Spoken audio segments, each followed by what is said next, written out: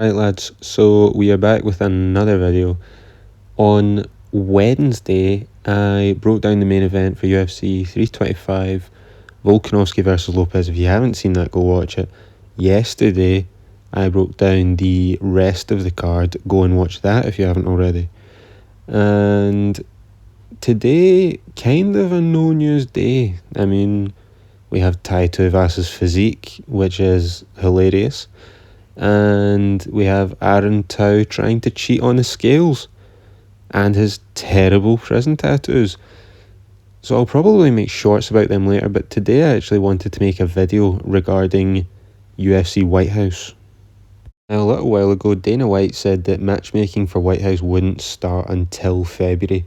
He walked that back a few weeks ago and said that after 324, that Monday, they're going to get into the war room, they're going to hash it out, and they're going to have the blueprint for the Whitehouse card ready to go.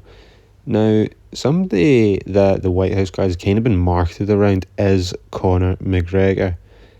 And we do not have an opponent for him. For the longest time, we thought it was going to be Michael Chandler. There was word around Jorge Masvidal. Dana White called that goofy. So we don't actually know who McGregor is going to face at the White House. And then prior to UFC 324, I'd heard people throw around like Conor should fight the loser of Gaethje and Paddy. And that's just insane to me, right? I have 3 people on the screen right now who I think would be fair contenders for McGregor, right? And I'm going to use the word fair. We'll discuss that in a little minute. But there's no way McGregor can come in here against a highly ranked opponent. Now, I'm just going to lead with this one here, McGregor versus Masvidal, because it already looks like it's not going to happen. Dana White came out, called that a goofy matchup. But to be honest, I mean, looking at Masvidal, he's been out of the game now for a number of years. He came back, he fought Diaz in a boxing match, and since then, just nothing, right? He's been out of the game. He's 41 years old, right, and been inactive, much like McGregor right now. And I don't even see this being the worst matchup possible, to be perfectly honest. Masvidal was one of Trump's favourite fighters, so I could imagine Trump wanting Masvidal on the card. And yes, I do agree, somewhat goofy, right? But at least Masvidal has some sort of name recognition. Because let's just face it, right? This Whitehouse card is for the casuals, okay? And they're going to want names, star power, folk that they can look at on a match card graphic and think, I know who that guy is, right? You hear Jorge Masvidal, he's had some really high-profile knockouts, some quite high-profile fights too, and some quite high-profile out-of-the octagon incidents, we'll just say. But I won't waste too much more time talking about this.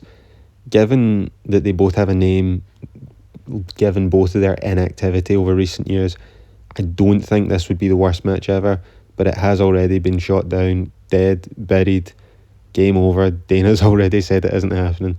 So I'm going to move on to the next possible matchup for McGregor, and that is Michael Chandler. And look, I know what you're thinking. Dana White already said this match isn't happening either. He said that was a few years ago, yada da da da.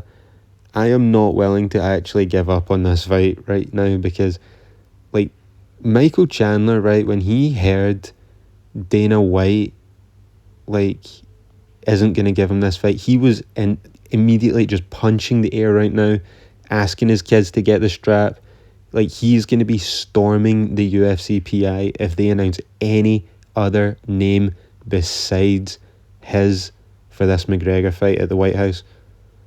Like, Chandler right now should be put under surveillance for his own safety. And I cannot for the life of me understand why Dana White just hates the sound of this matchup. Like, Dana White, right, doesn't want Conor to fight the rank number 12 Chandler. Like, we've seen in recent fights just how good, or in fact how shit Chandler is, right? Dana doesn't want McGregor to fight this guy. Like, I hate to break it to Dana, But look at these rankings. Who else in here, genuinely, can Conor beat? And I'm not even saying just looking above Chandler. Look below Chandler. Chandler is like best case scenario out of this selection. Like, does Dana want Conor to be killed in there? Since McGregor's last fight, right, which is nearly 5 years ago now, we have seen the many eras of Conor McGregor, right? Like, coked out Conor, steroid Conor, fight promoter Conor, Conor in his Mamacita era smashing thick Latinos on the beach. We've had the accused and convicted Conor. We've had his presidential run. We've had his born-again Christian run. We've had Conor recently get married. We've had him in the walk-in wardrobe hanging weights off his deck. And that's only been since he broke his leg, right? I have no idea what version of McGregor Dana thinks that he's getting back here, but it is not the guy that can take on somebody in the top 15. I'm sorry. We've seen the sparring videos that, like, this cannot happen. But long story short, I don't hate this matchup. I kind of hope Chandler gets it, to be honest. Just for his sake. He's waited so long. But Dana said that we're not getting it, so I still think it's unlikely. Now, this last one here is probably my favourite matchup of the three, to be honest, just because my OCD likes things to end in threes. But the trilogy with Nate Diaz, right? Going back to what I said earlier, this card is for the sort of casual fan base, right? This is to almost re-announce UFC to that fan base. And this would have been a lot of people's first entry into UFC, right? Like, this was just after McGregor had blown up after the Aldo fight. Like, just before he went to go and box Floyd and just became this, like, superstar outside, like, to a mass audience just outside of the MMA world, like an actual global star. And that was 10 years ago, like 2016, like, that is sickening, right? But to appeal to the fan base that we're chasing, this is probably the fight to make. Because at this point, for McGregor, we just need a couple of boxing style legacy matchups where it's two big names. What I was talking about with Masvidal earlier, like, the fight doesn't really need to mean anything because it's just the spectacle of these names, and it's just entertaining to watch because of the star power itself, and not that it actually means anything in regards to a championship or to rankings. Nate's been out since 2022. He's kept himself active, like training for boxing matches, but this fight would be at 170, right? I showed you the rankings for 155, right? If Dana wants Conor, right, to fight people in rankings, look at this fucking 170 lineup right now. Who in the name of Christ is Conor McGregor going to go up against here? If Dana White is set on, well, you know, Chandler, that was a few years ago, that's old stuff now, right? We need new opponents. Look at the death that is waiting Conor McGregor in this division.